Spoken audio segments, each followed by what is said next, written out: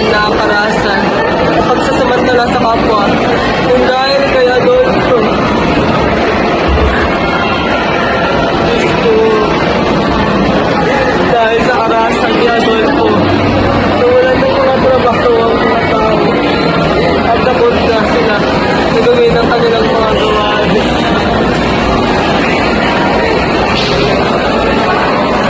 Laura, nasaan na yung mga tumpa? Nasaan na yung pangako? Isa kang taksil. Magpapakasal ka kay Adolfo? Sa bawat sandali ikay hindi pilit. Kung mag-alala, Gino ko, ang pagmamahal ko sa iyo walang mali. Maraming salamat. Biyanin ko kita sa kagandahan ng bulak na ito. Huwag kang mag-alala, ako hindi mamamatay sa iyo.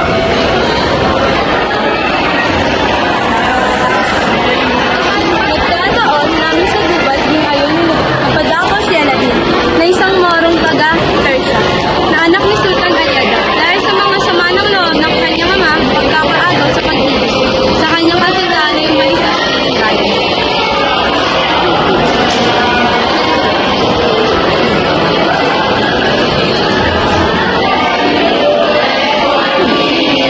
Lenita, bakit mo kayo pinagsalit sa akin ama? Sa dami-dami ni Mago sa iyo, ano na kayo ginagawa? Tapos na ang ating pagmamahal. Ngunit, patuloy mo ang pagmamahal. Habang ika'y napiling ko, siguro parang buwan sa aking puso.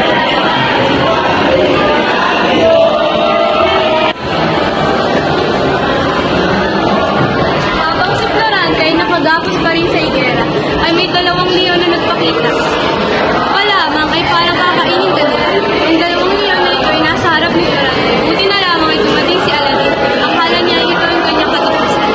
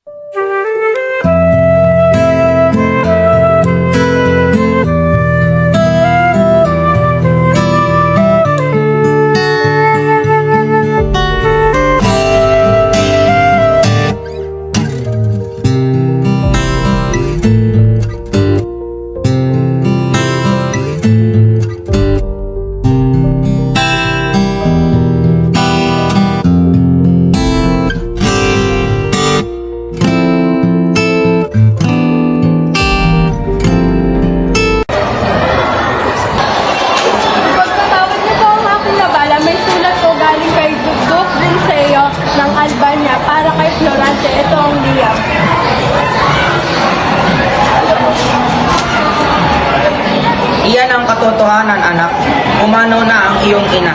Hindi ko na ito pinalam sa iyo noon upang huwag masira ang iyong pag-aaral. Ang iyong ama, Doc Briseo. Wala na ang mahal kong ina o mahabaging langit. Nasa mundo po, Florante. Nakikiramay ako sa iyong kalungkutan, Florante. Napatingin sa balay si Florante na wari ay natatanaw ang larawan ng kanyang ina. Ina, bakit hindi mo ako hinintay? Di ba sinabi ko ako'y magbabalik upang madugal ang aking sagumpay? Masyado malumpay, Florante. Pinakatulong sa katawan ko sa lungkutan. Maraming salamat, Fernando. Isang dakilang nakibigan. Nakaraan pa ng 2 buwan, dumating ang ikalawang liham ni Duque Briseo. Mahal na guro, pinapauwi na po ako ng aking ama. Nasa gaungan na rin po ang aking sasakyan. Florante, pagbabalik ko sa Albania, lagi may tandaan na isang kalaban na aking kasanyan ng po. Pakiingatan mo at tutulong ka pagkakasong sa mga kitang meeting. Ingat ka. Maraming salamat sa iyong pagulita, mahal na guro. Siya nga pala may androp. Kasama ka ba sa akin? Salamat mga kinamain at dapat nating gawin.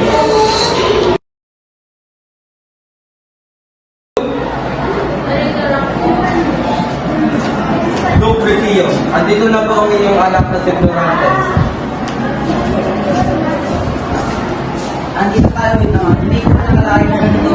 Ganito po kayo ang ating pagkikita ngayon. At ako, sinunod tayo sa kalsada.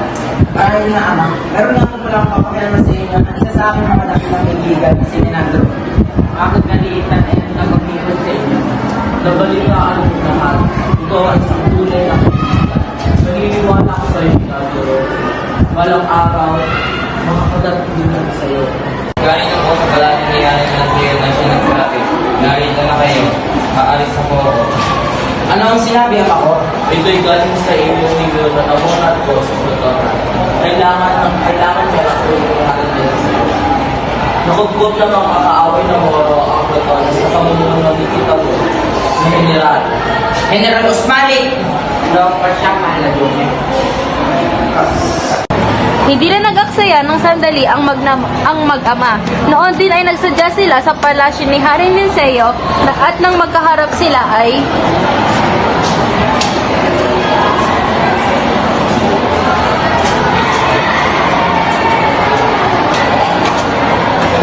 Mabuti ang sadya kayo agad sa akin.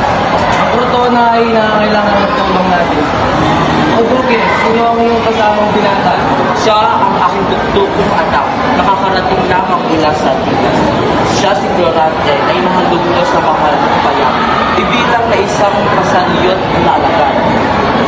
Haring Pool, ako ngayon ay nasa iyong buko. sa kagustuhan na rin ng hari.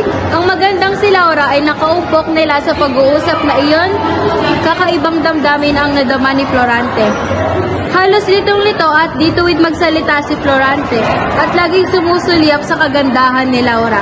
At dilingid sa kanya ay gayon din ang nadarama ni Laura. Napakaganda niya. Ano kaya itong nararamdaman ko? Pag-ibig na ba ito? Ay, bisig naman ang pinata na yun. Sino kaya siya?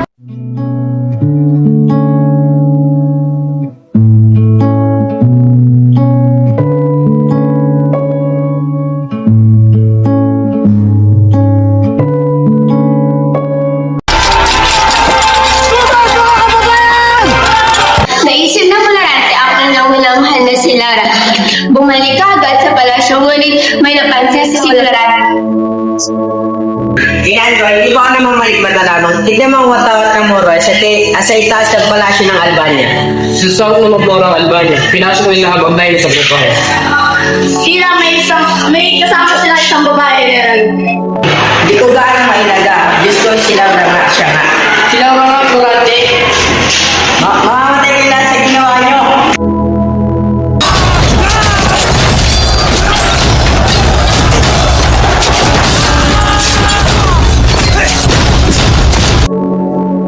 Laura, ano ang nangyari? Salamat ako na ibigay sa iyo sa tiyak ng mga gaya. Ang buong kaharian ngayon ay nasa kamay ng mga moro. At ang aking mga siguro sa iyo ay kasalukuyan niya mga ako.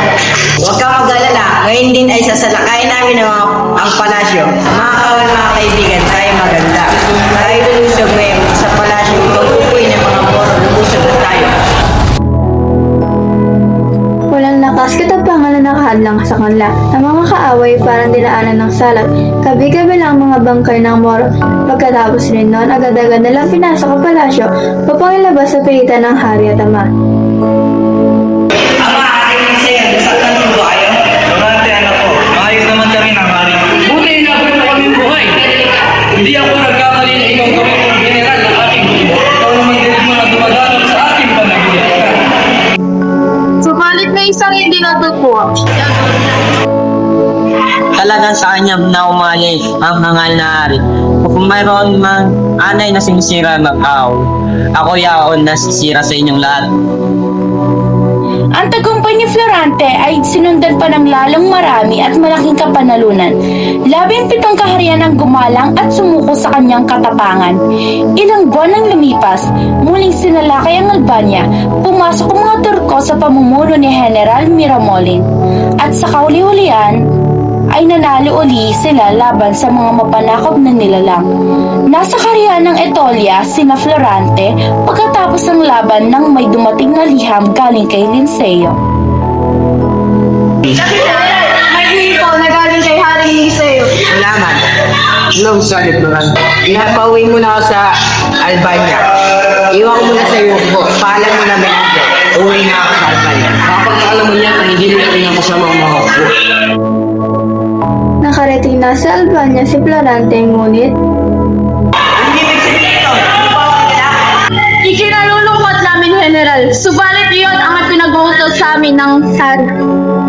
At sa laki naman ng mga ay ginulong sa inyong mga at dito yan nabasi. Magandang gabi, inutil na general. Kamusta dyan sa iyong kwarto? Maganda ba? Adolfo, buhay ko sa sentrong Corona. Taksi ka pero paano mo nagawa sa sariling bayan? pagkalipas na 18 araw ay inilabas siya sa pilitan, subalit Saan mo ko dadali? Ikaw ay isang bilango at ang halos sa iyo ay ikaw sa madaling nagubat. At kailan pa siya nagkaroon ng Panginoon araw natin? Gaya ng aking sinabi noon, siya na ang hari ngayon at di magtatagal ay papakasalan niya na si Prinsesa Laura. Ano? Kailangan niyo ako? Papatunayan ko sa inyo na di karapat dapat si Adolfo. Mamuno.